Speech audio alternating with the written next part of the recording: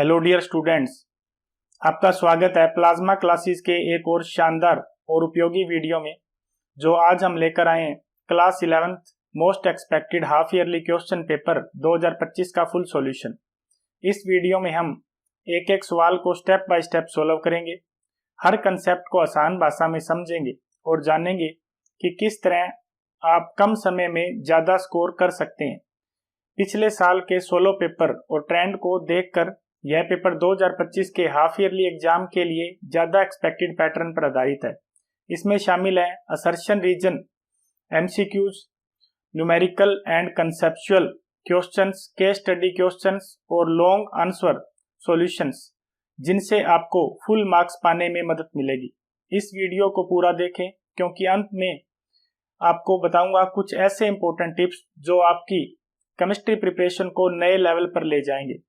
तो तैयार हो जाएं अपने हाफ ईयरली एग्जाम 2025 के लिए और याद रखिए motto, concept clear, confidence strong, result sure. अगर यह वीडियो आपको हेल्पफुल लगे तो इसे लाइक करें, अपने दोस्तों के साथ शेयर करें और सब्सक्राइब करें प्लाज्मा क्लासेस, ताकि आपके एग्जाम की हर तैयारी में रहें एक कदम आगे। तो चलिए शुरू करते हैं class 11th most expected paper 2025 का फुल सॉल्यूशन विद एक्सप्लेनेशन। तो हमारा इसमें सेक्शन ए का ऑब्जेक्टिव टाइप क्वेश्चन का पहला क्वेश्चन है। इसके अंदर फर्स्ट क्वेश्चन, इसमें से जो प्रत्येक क्वेश्चन है सेक्शन ए के अंदर वो एक एक मार्क्स के हैं। तो इसमें पहला क्वेश्चन है the maximum number of electrons.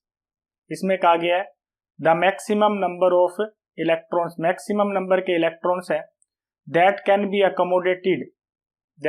Accommodated in the n is equal to 4 shell, यानी 4 शेल के अंदर मैक्सिमम नंबर ऑफ इलेक्ट्रॉन्स कितने होते हैं हमें ये बताना है। तो 4 शेल के अंदर कितने इलेक्ट्रॉन होते हैं? 32 होते हैं। तो इसका सी ऑप्शन क्या आएगा? सही आंसर आएगा 32। एक्सप्लेनेशन देख लेते हैं क्या फॉर्मूला अप्लाई होगा। इसमें फॉर्मूला अप्लाई होगा 2n²। तो फोर्थ शेल है तो n की वैल्यू क्या करेंगे? 4 पुट कर देंगे, तो इसकी वैल्यू कितनी आ जाएगी? 32 आ जाएगी। उसके बाद सेकंड क्वेश्चन की बात करेंगे, which of the following is an intensity property. इनमें से कौन सी इंटेंसिटी प्रॉपर्टी है? ये प्रॉपर्टी लिखी हुई है कुछ, इनमें से कौन सी इंटेंसिटी प्रॉपर्टी है? तो इसमें क्या है, कौन सी इंटेंसिटी प्रॉपर्टी है? डेंसिटी। डेंसिटी क्या है? इसके अंदर एक इंटेंसिटी प्रॉपर्टी है। तो इसमें देखेंगे हम आंसर क्या है इसका? सी ऑप्शन सही आंसर आएगा इसका, डेंसिटी। एक्सप्लेनेशन देख लेते हैं। Intensity property does not depend on amount of matter. किस पे डिपेंड नहीं करती?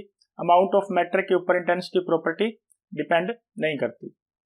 उसके बाद नेक्स्ट क्वेश्चन इसका third question, which of the following quantum number does not depend upon. कौन सा क्वांटम नंबर है डिपेंड नहीं करता? Does not depend on other, बाकी क्वांटम नंबर के ऊपर डिपेंड नहीं करता। तो इसमें से जो स्पिन क्वांटम नंबर है वो बाकी क्वांटम नंबर के ऊपर डिपेंड नहीं करता। तो इसका डी ऑप्शन क्या आएगा? इसका सही आंसर आएगा स्पिन क्वांटम नंबर। इसके बाद एक्सप्लेनेशन देख लेते हैं इसकी हम। एक्सप्लेनेशन में कहेंगे हम spin quantum number is independent. ये इंडिपेंडेंट होता है, डिपेंड नहीं करता। इसमें एस की वैल्यू क्या होती है? स्पिन क्वांटम नंबर को एस से डिनोट करते हैं। इसकी वैल्यू कितनी होती है? +½ और -½ होती है। उसके बाद फोर्थ क्वेश्चन में ये कहेंगे the atomic radius of an element generally decrease. Atomic radius होता है कोई भी एलिमेंट का, जनरली क्या होता है? डिक्रीज होता है atomic radius across a period. Across a period, एक पीरियड के अंदर क्यों डिक्रीज होता है जनरली, वो पूछा गया इसके अंदर। लेफ्ट टू राइट चलते हैं तो किसके कारण होता है? Increase in effective nuclear charge. जैसे न्यूक्लियर चार्ज बढ़ेगा वैसे क्या होगा? एटॉमिक रेडियस क्या हो जाएगा? डिक्रीज हो जाएगा। इसका सी ऑप्शन क्या आएगा? सही आंसर आएगा increase in effective nuclear charge. उसके बाद इसकी एक्सप्लेनेशन देख लेते हैं। एक्सप्लेनेशन क्या आएगी? अक्रॉस ए पीरियड में लेफ्ट टू राइट चलेंगे, the number of proton in the nucleus increase. Nucleus के अंदर प्रोटॉन की संख्या बढ़ेगी। While electron are added in the same shell के अंदर इलेक्ट्रॉन ऐड होते चले जाएंगे। This increase the effective nuclear charge. उसके कारण न्यूक्लियर चार्ज बढ़ेगा। Pulling the electron closer to nucleus, जिससे बाहरी शेल के इलेक्ट्रॉन है वो न्यूक्लियस के पास आएंगे और उसके कारण एटॉमिक रेडियस क्या होगा, डिक्रीज हो जाएगा। उसके बाद नेक्स्ट फिफ्थ क्वेश्चन की बात करेंगे। फिफ्थ क्वेश्चन है वो असर्शन रीजन का क्वेश्चन है। इसमें असर्शन दिया गया है। असर्शन क्या लिखा गया है इसके अंदर, ionization enthalpy increase across a period. Left to right चलते हैं, आयोनाइजेशन एंथैल्पी इंक्रीज होती है। रीजन क्या है इसका, एटॉमिक रेडियस डिक्रीज। क्यों होती है ionisation enthalpy, atomic radius decrease होता है, क्यों होता है, क्योंकि न्यूक्लियर अट्रैक्शन है वो इंक्रीज हो जाता है इस कारण से। तो इसमें असर्शन और रीजन दोनों सही है और रीजन असर्शन को करेक्टली एक्सप्लेन भी करता है। तो इस केस के अंदर क्या आएगा, ए ऑप्शन क्या आएगा इसका सही आंसर आएगा। Both A and R true and R is the correct explanation of A, ये इसका क्या होगा आंसर होगा। उसके बाद इसकी हम एक्सप्लेनेशन की बात करेंगे। हम एक्सप्लेनेशन के अंदर ये कहेंगे हम कि जैसे ही हम लेफ्ट टू राइट पीरियड के अंदर चलते हैं तो एटॉमिक साइज क्या होता है, डिक्रीज होता है। क्यों होता है, because the number of proton होते हैं जिनके कारण न्यूक्लियर चार्ज होता है, इंक्रीज होते हैं।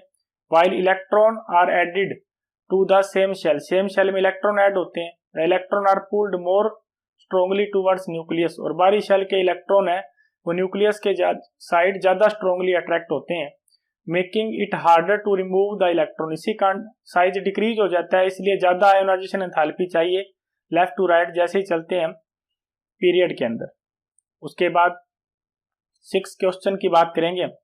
सिक्स क्वेश्चन क्या है, what is the relation between, relation पूछा गया है किसके बीच में, इंटरनल एनर्जी, हीट और वर्क।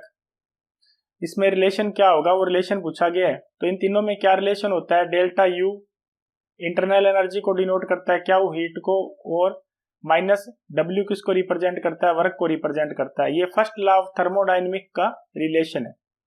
उसके बाद नेक्स्ट क्वेश्चन की बात करेंगे हम, seventh question, name the rule used to fill the electron in an orbital. Orbitals के अंदर इलेक्ट्रॉन फिल करते हैं, उनकी एनर्जी इक्वल्स होती है सभी इलेक्ट्रॉन्स की, तो उसमें कौन सा रूल अप्लाई होता है, तो इसमें क्या कहेंगे, hands rule of maximum multiplicity यहाँ पे अप्लाई होता है। उसके बाद नेक्स्ट क्वेश्चन की बात करेंगे। नेक्स्ट क्वेश्चन हमारा है, right the number of significant figures. एक वैल्यू दी गई है, इसमें नंबर ऑफ सिग्निफिकेंट फिगर बताने हमें।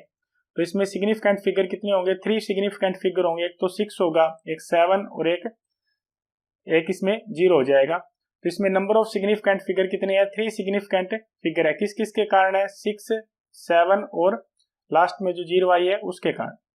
उसके बाद नेक्स्ट क्वेश्चन इसका, नेक्स्ट क्वेश्चन क्या है, which of the following has smallest atomic size. इनमें से सबसे छोटा एटॉमिक साइज किसका है, सोडियम, मैग्नीशियम और एल्यूमिनियम।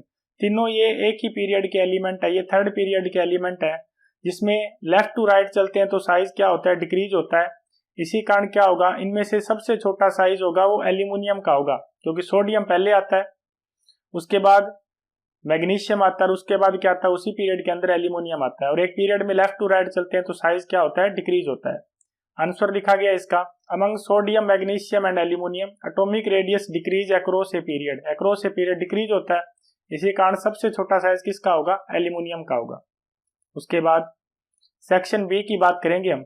सेक्शन बी में वेरी शॉर्ट आंसर क्वेश्चन आते हैं, और प्रत्येक क्वेश्चन इसके अंदर कितने मार्क्स का होता है, 2 मार्क्स का होता है। इसमें क्वेश्चन नंबर 10 की बात करेंगे हम।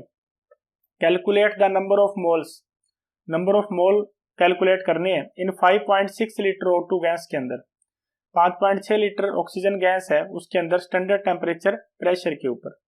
आंसर इसका, आंसर की बात करेंगे, calculate moles in 5.6 litre of O2 gas at STP। 5.6 litre oxygen gas STP के ऊपर, उसमें क्या निकालने, हमें नंबर ऑफ मोल्स निकालने हैं। तो STP के ऊपर 1 मोल गैस किसके बराबर होती है, 22.4 लीटर के बराबर होती है। तो नंबर ऑफ मोल्स कितने आएंगे, 5.6 लीटर हमें दी गई है गैस, उसकी 1 मोल के अंदर गैस कितनी है, 22.4 लीटर, तो कितने मोल्स आ जाएंगे, 0.25 मोल्स आ जाएगा इसका आंसर। उसके बाद नेक्स्ट क्वेश्चन की बात करेंगे। क्वेश्चन नंबर यहाँ पे 11 की बात करेंगे, डिफाइन मोलैलिटी। मोलैलिटी को डिफाइन करना है। Calculate the molality of A solution containing 18 gram of glucose. यानी कि मोलैलिटी क्या होती है, और क्या कैलकुलेट करना है, मोलैलिटी को कैलकुलेट करना है। 18 ग्राम ग्लूकोज है किसके अंदर, 500 ग्राम वाटर के अंदर प्रेजेंट है। तो इसका आंसर देखेंगे, पहले मोलैलिटी होती क्या उसको डिफाइन करेंगे। Molality is defined as the number of moles of solute. Number of moles of solute है किसके अंदर प्रेजेंट है, 1 किलोग्राम या 1000 ग्राम ऑफ द सॉल्वेंट के अंदर प्रेजेंट है। फॉर्मूला क्या होगा मोलैलिटी का, स्मॉल m से रिप्रेजेंट करते हैं मोल्स ऑफ सोल्यूट बटा में mass of solvent in kilogram. क्या क्या दिया है, अब न्यूमेरिकली सॉल्व करते हैं इसको। 18 ग्राम ग्लूकोज है और मोलर मास कितना है ग्लूकोज का, 180 ग्राम पर मोल होता है।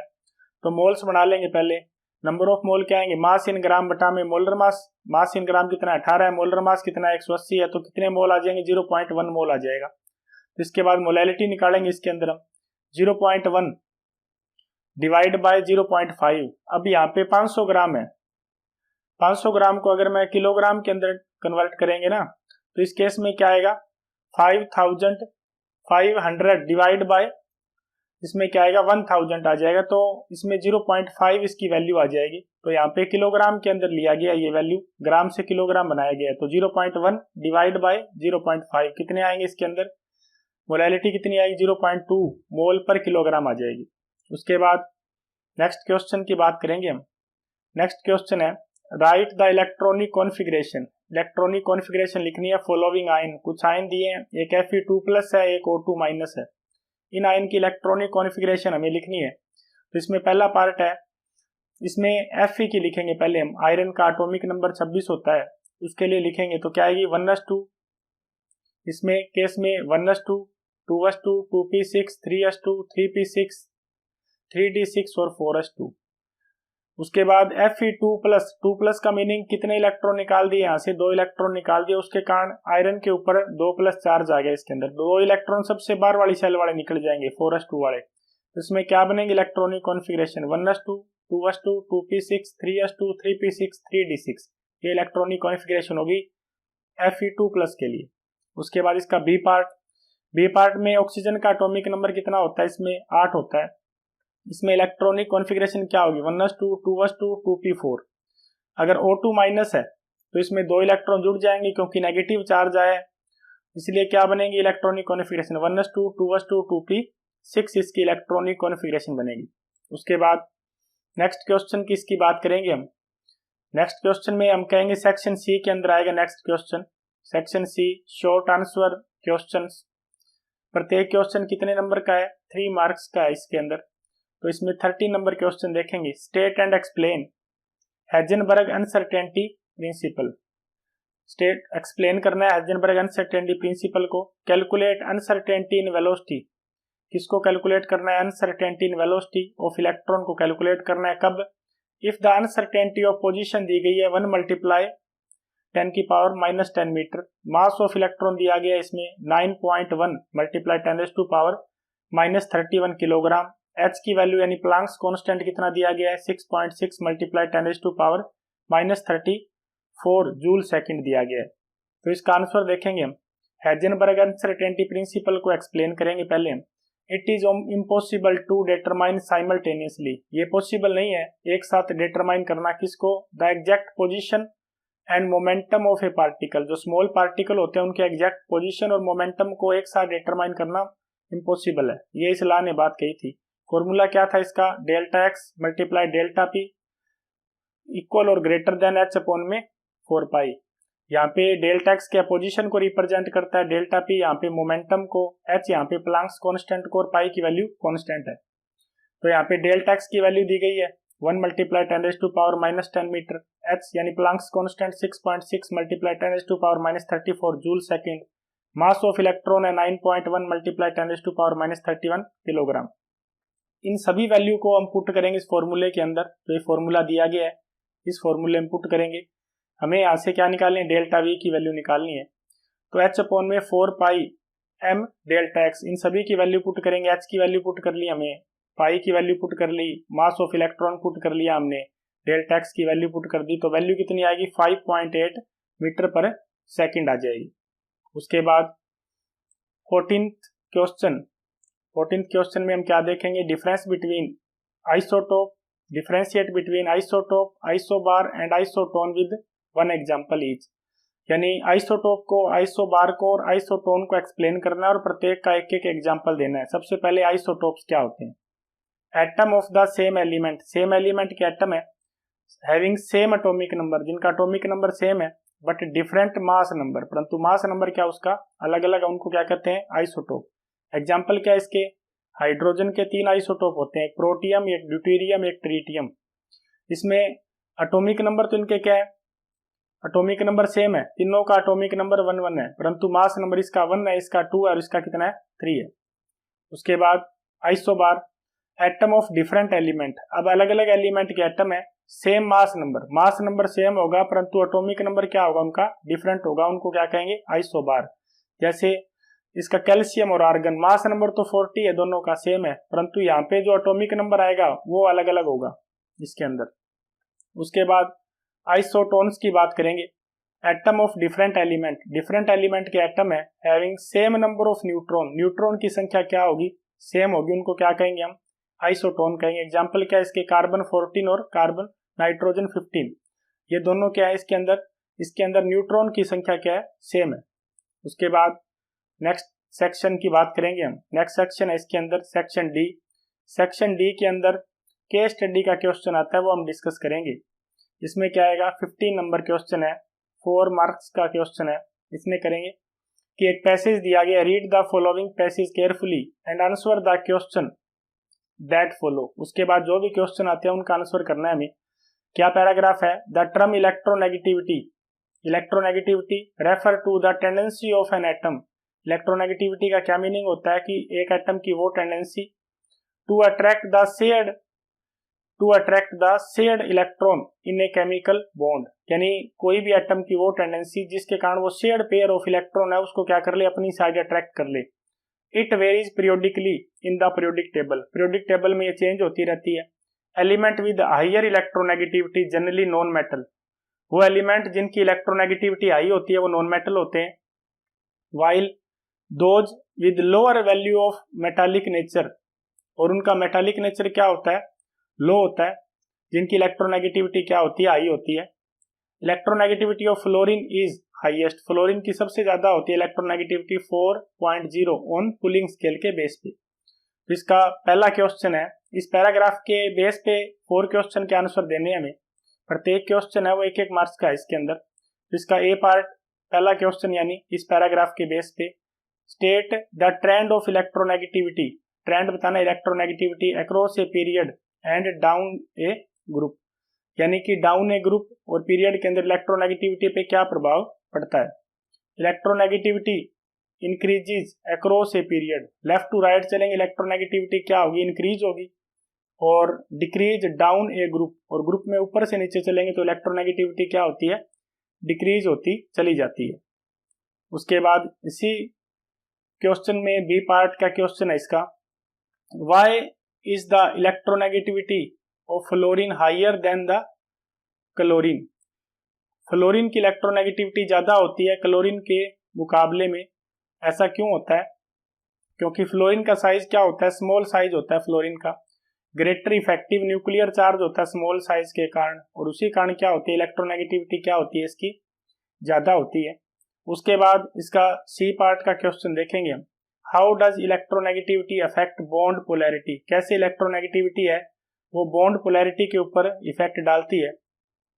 हायर डिफरेंस इन इलेक्ट्रोनेगेटिविटी, जितना ज्यादा इलेक्ट्रोनेगेटिविटी का डिफरेंस होगा उतना ही बॉन्ड क्या होगा? ज्यादा पोलर होगा। उसके बाद नेक्स्ट क्वेश्चन की बात करेंगे हम। नेक्स्ट क्वेश्चन है इसके अंदर, give one use of the electronegativity concept predicting bond character, एक यूज बताना है इलेक्ट्रोनेगेटिविटी कंसेप्ट का यूज करके इसको प्रिडिक्ट करने में, बॉन्ड कैरेक्टर को प्रिडिक्ट करने में, वो हमें इसमें बताना है। इसमें क्या कहेंगे हम? Use to predict bond type, किसमें हेल्प करती है इलेक्ट्रोनेगेटिविटी? बॉन्ड टाइप को प्रिडिक्ट करने में हेल्प करती है कि कोवलेंट है, कोवलेंट में पोलर बॉन्ड है या नॉन पोलर है या आयोनिक बॉन्ड है, उसमें प्रिडिक्ट करती है। इसके बाद चारों क्वेश्चन उनके आंसर समरी है। इसमें लेफ्ट टू राइट इलेक्ट्रोनेगेटिविटी बढ़ती है, टॉप टू बॉटम क्या होती है? ग्रुप के अंदर डिक्रीज होती है। फ्लोरीन की इलेक्ट्रोनेगेटिविटी क्लोरीन के मुकाबले में ज्यादा होती है। मोर इलेक्ट्रोनेगेटिविटी का डिफरेंस होगा वो बॉन्ड क्या होगा, मोर पोलर होगा। चौथा हमने पढ़ा इसके अंदर प्रिडिक्ट बॉन्ड करेक्टर, किस में हेल्प करती है इलेक्ट्रोनेगेटिविटी, बॉन्ड करेक्टर को प्रिडिक्ट करने में हेल्प करती है। उसके बाद सेक्शन ई की बात करेंगे हम। सेक्शन ई के अंदर हम कहेंगे लॉन्ग आंसर क्वेश्चन आएंगे इसके अंदर। प्रत्येक क्वेश्चन कितने मार्क्स का होगा, 5 मार्क्स का होगा इसके अंदर। तो इसमें 60 नंबर का ए पार्ट का क्वेश्चन है define ionic bond. Ionic bond क्या होता है उसको डिफाइन करना है हमें। तो आयोनिक बॉन्ड क्या होता है, an ionic bond is the electrostatic force of attraction. Ionic bond के बीच में क्या होता है, इलेक्ट्रोस्टैटिक फोर्स ऑफ अट्रैक्शन होता है।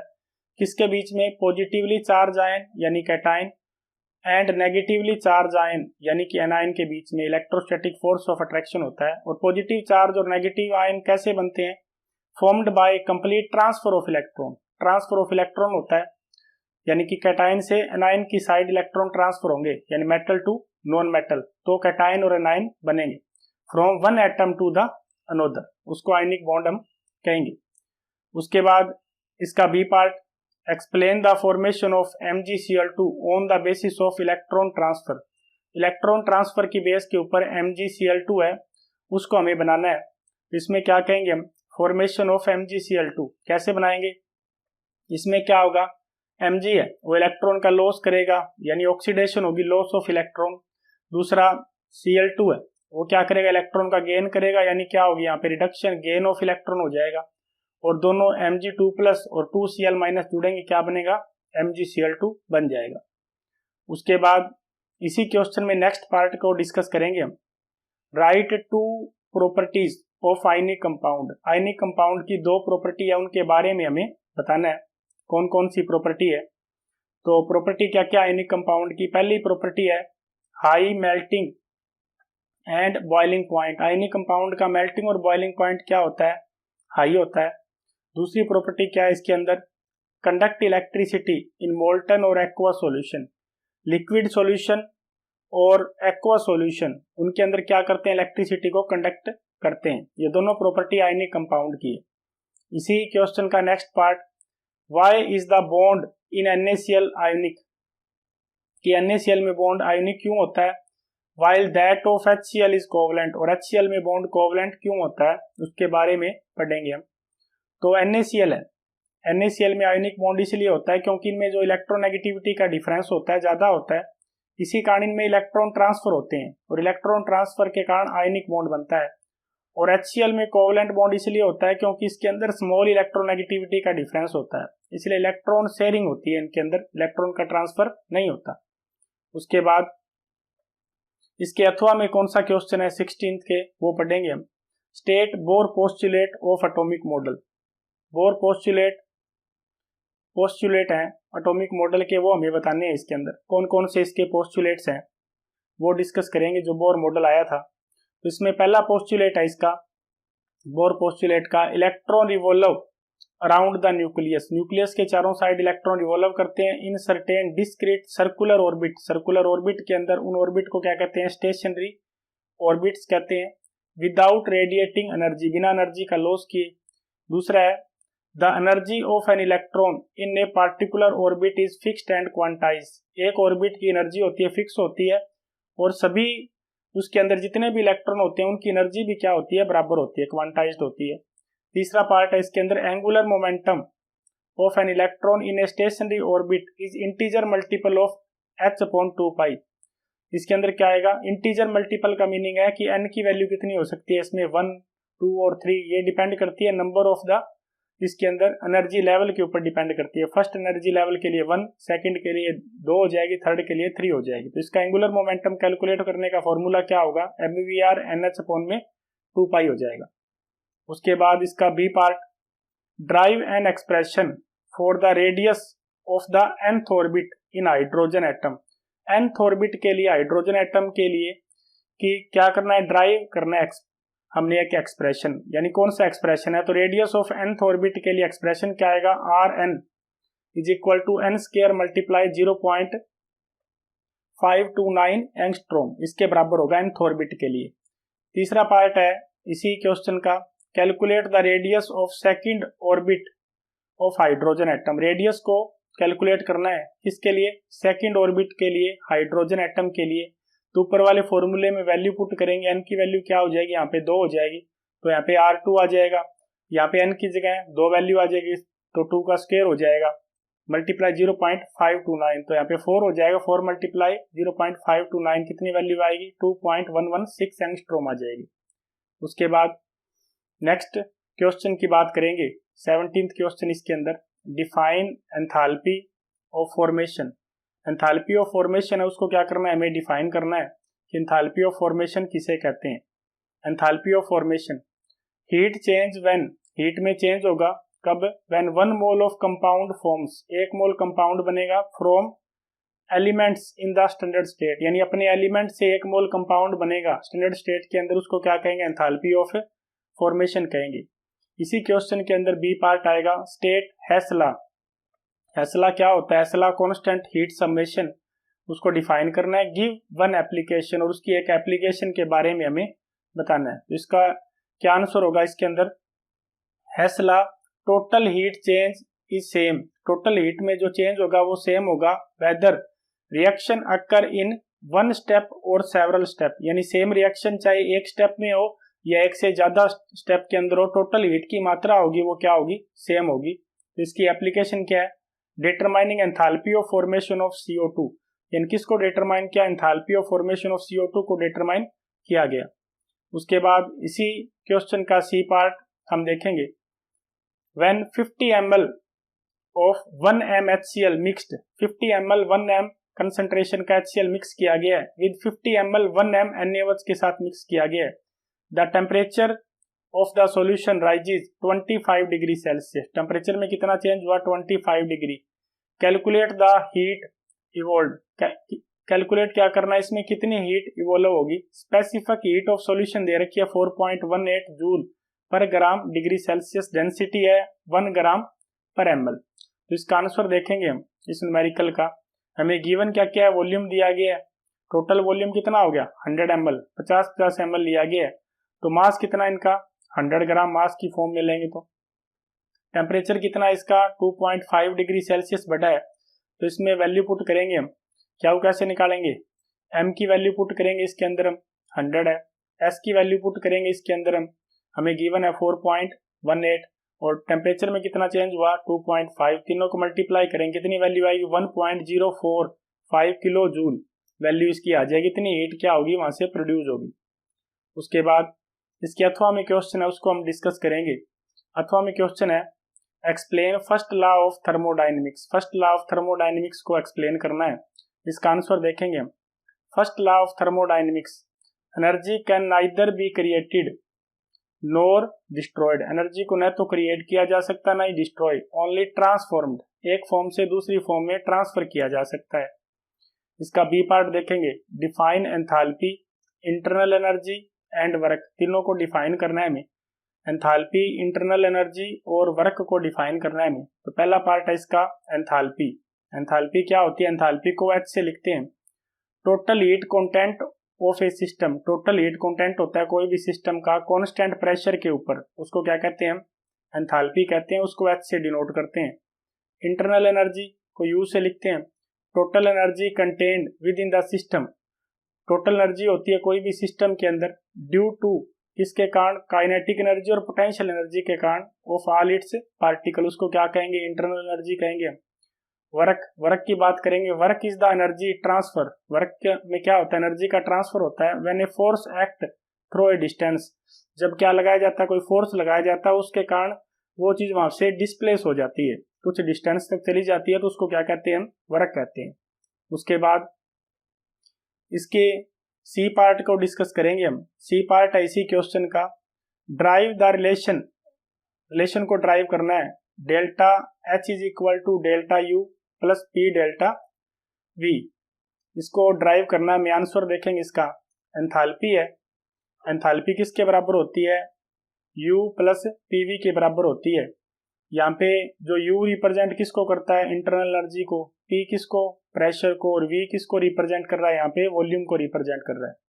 Now taking the change in enthalpy, enthalpy में क्या चेंज होगा? तो delta H change in enthalpy, delta U पूरी वैल्यू के आगे डेल्टा लग जाएगा। तो इसके बाद delta H is equal to delta U delta PV. तो यहाँ पे क्या होगा, if the process occur at constant pressure, अगर ये प्रोसेस कॉन्स्टेंट प्रेशर पे होती है, पी कॉन्स्टेंट रहता है, तो यहाँ पे इक्वेशन क्या बनेगी, delta H is equal to delta U plus में पी डेल्टा वी इक्वेशन बन जाएगी। इसलिए किसके बराबर होगी, delta H equal to delta U plus P delta V equation. यही इक्वेशन हमें ड्राइव करनी थी, शुरू में क्वेश्चन में यही बोला गया था। यहाँ पे डेल्टा एच क्या चीज है, change in heat content at constant pressure, heat absorb और इवॉल्व। डेल्टा यू क्या है, change in the internal energy. P delta we क्या है, work done by system during expansion और कंप्रेशन के दौरान। उसके बाद डी पार्ट डिस्कस करेंगे इसका हम। डी पार्ट में इसमें पढ़ेंगे state the difference between exothermic and endothermic reaction, यानी कि डिफ्रेंशिएट करना है हमें, डिफरेंस करना है एक्जोथर्मिक और एंडोथर्मिक रिएक्शन को डिफ्रेंशिएट करेंगे हम। तो एक्जोथर्मिक और एंडोथर्मिक है, एक्जोथर्मिक में क्या होता है, हीट रिलीज होती है, उसके लिए इक्वेशन क्या है, एग्जांपल मीथेन गैस को ऑक्सीजन में बर्न करेंगे, कार्बन डाइऑक्साइड बनेगी, प्लस में वाटर, प्लस में हीट जनरेट होगी इसके अंदर। उसके बाद एंडोथर्मिक वाले पार्ट में क्या पढ़ेंगे हम कि हीट जिसमें अब्जॉर्ब होती है, इसमें नाइट्रोजन प्लस ऑक्सीजन क्या बनेगा, 2NO बनेगा, उसके कारण क्या हो गया, हीट क्या होगी यहाँ पे अब्जॉर्ब होगी। इसके बाद हम वो पॉइंट डिस्कस करेंगे जो मैंने आपको शुरू में कहा था कि कुछ पॉइंट्स हैं वो हम डिस्कस करेंगे एग्जाम से रिलेटेड। वो पॉइंट मैं डिस्कस कर रहा हूँ। पहला कि कम से ज्यादा नंबर लाने के लिए कुछ स्मार्ट टिप्स हैं वो हम डिस्कस करेंगे। पहला पॉइंट है इसके अंदर कि कोई भी कंसेप्ट है केमिस्ट्री का, वो आपको कंसेप्ट क्लियर होना चाहिए। रटने की बजाय उसको समझने की कोशिश करेंगे तो भी उसमें क्या करेंगे, एग्जाम के अंदर अच्छी तरह से लिख पाएंगे। जैसे कि केमिस्ट्री के डेफिनेशंस और फॉर्मूले, ये कब याद रहेंगे, जब आपको क्या होगा, वो कंसेप्ट को समझेंगे, तब ये अच्छी तरह से याद रहेंगे। दूसरा ये कर सकते हैं कि प्रीवियस ईयर पेपर है और एक्सपेक्टेड क्वेश्चन पेपर है, उसको सोल्व करेंगे। ज्यादातर हाफ ईयरली एग्जाम के क्वेश्चन होते हैं, उन्हीं टॉपिक से बार बार पूछे जाते हैं। तीसरा ये कहेंगे कि टाइम मैनेजमेंट पर फोकस करेंगे कि पेपर के अंदर जो अलग अलग पार्ट्स होते हैं उनके अंदर टाइम को मैनेज करेंगे। प्रत्येक सेक्शन को अलग अलग टाइम देंगे। जैसे सेक्शन ए को ज्यादा से ज्यादा 10 से 15 मिनट में कवर करेंगे। सेक्शन बी और सी को, जिसमें शॉर्ट आंसर टाइप क्वेश्चन आते हैं, उसको 25 मिनट के अंदर। उसके बाद सेक्शन डी को और ई को, यानी केस स्टडी और लॉन्ग आंसर टाइप क्वेश्चन आते हैं, उसको लगभग 45 मिनट्स के अंदर सॉल्व करेंगे। यानी इस पार्ट के अंदर अलग अलग पैटर्न में डिवाइड कर लेंगे तो उससे क्या होगा, टाइम की मैनेजमेंट हो जाएगी। और क्या कर सकते हैं इसके अंदर, डेफिनेशंस, लॉ और यूनिट, उनको क्या करेंगे, परफेक्टली याद करेंगे। अलग अलग डेफिनेशंस हैं, लॉज हैं या यूनिट हैं जो यूज करते हैं अलग अलग न्यूमेरिकल में, वो परफेक्टली याद होने चाहिए आपको। और क्या कर सकते हैं इसमें, केस स्टडी और असर्शन रीजन के क्वेश्चन पे क्या करेंगे, स्पेशल ध्यान देंगे उन क्वेश्चंस के ऊपर। और क्या कर सकते हैं, इसके अंदर रिवीजन कर सकते हैं अच्छी तरह से। क्या करेंगे, जो भी सिलेबस आपका हाफ ईयरली एग्जाम के अंदर आता है उसको अच्छे तरीके से रिवाइज करें ताकि आप एग्जाम में अच्छे तरीके से उसको एक्सप्लेन कर सको। और सबसे जरूरी काम कि इसमें क्या होना चाहिए, आपको सेल्फ कॉन्फिडेंस होना चाहिए। जब भी आप एग्जाम में बैठें तो एग्जाम के अंदर कॉन्फिडेंस के अंदर बैठें ताकि अच्छी तरह से आप पेपर को सॉल्व कर पाओ। क्योंकि एग्जाम की सबसे बड़ी ताकत क्या होती है, सेल्फ कॉन्फिडेंस होती है। और उसके कारण क्या होता है, एग्जाम क्या होता है, पॉजिटिव होके बैठेंगे तो उसके रिजल्ट भी आपको मिलेंगे। और उसके साथ साथ साफ सुथरी राइटिंग के अंदर क्या करें, पेपर को सॉल्व करें, उसमें कटिंग कम से कम करें। Thank you.